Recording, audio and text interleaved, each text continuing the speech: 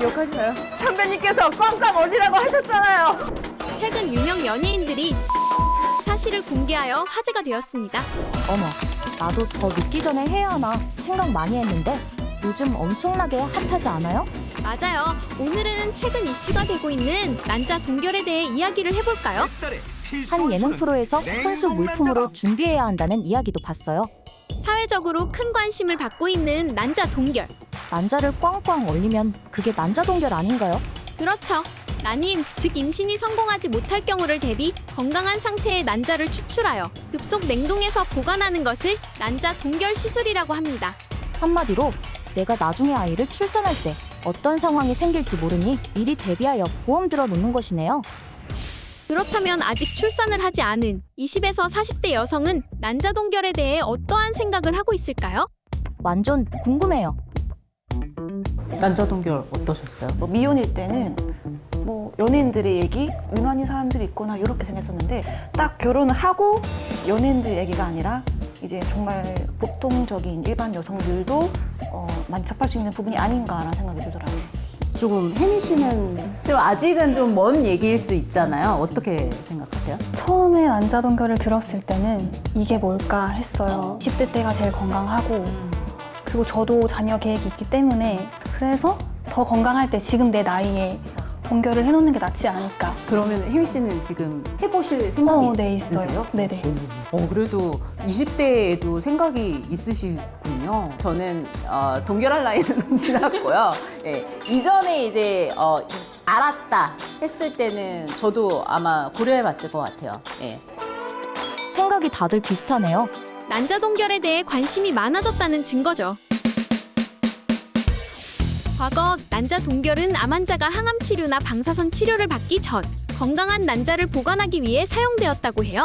하지만 최근 난임 불임으로 진료받는 사람이 4년간 16%가 증가할 정도로 급속히 증가하며 난자 동결에 대한 관심이 어느 때보다 높아지고 있는데요. 기본적으로 난자 생식 능력의 바로미터를 여성의 나이로 보고 있습니다. 아, 난자와 여성의 나이가 연관성이 큰가 봐요? 영향이 크다고 합니다. 최근 결혼 연령이 증가하고 아이를 늦은 나이에 가지면서 난임 불임 환자가 계속 늘어나고 있는 거죠. 그럼 난자 동결은 몇 살 때 하면 좋은가요?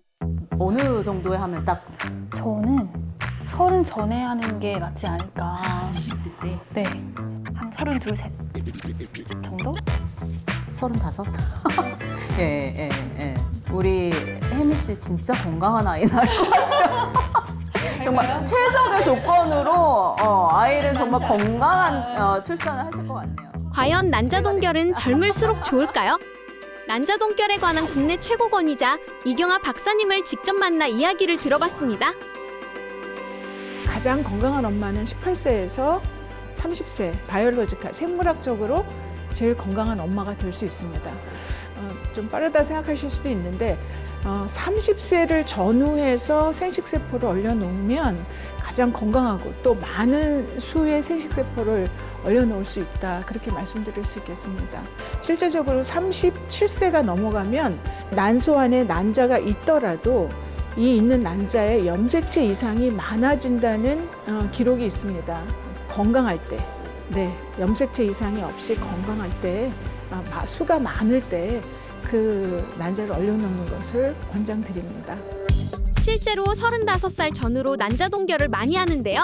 10개의 난자를 얼렸을 때 신생아 1명을 출산할 확률은 37세의 경우 약 50%, 40세 약 30%, 43세 약 12에서 13% 정도입니다. 출산 성공률이 너무 낮은 것 아닌가요? 하지만 35세 이하는 성공률이 70%에 달할 정도로 높아요.